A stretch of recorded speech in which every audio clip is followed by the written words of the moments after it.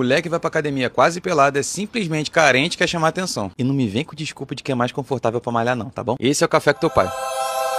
Tenho certeza que não é nem um pouco confortável ficar tirando um short e ficar agarrando na sua bunda. Também não é confortável treinar enquanto tá todo mundo olhando pra você. E não adianta vir colocar a culpa disso no homem não, porque quando o cara vai malhar com regatinha de bodybuilder, todo mundo fica olhando e rindo da cara dele. Verdade, né? Aquela regatinha de bodybuilder com metade do mamilo de fora. Tá sem voz?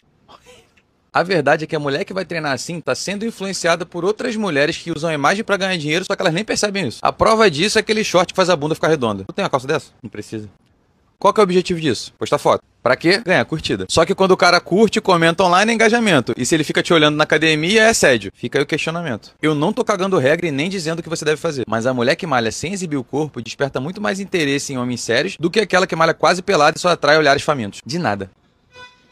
Acho que aqui não é muito bom pra gravar, né?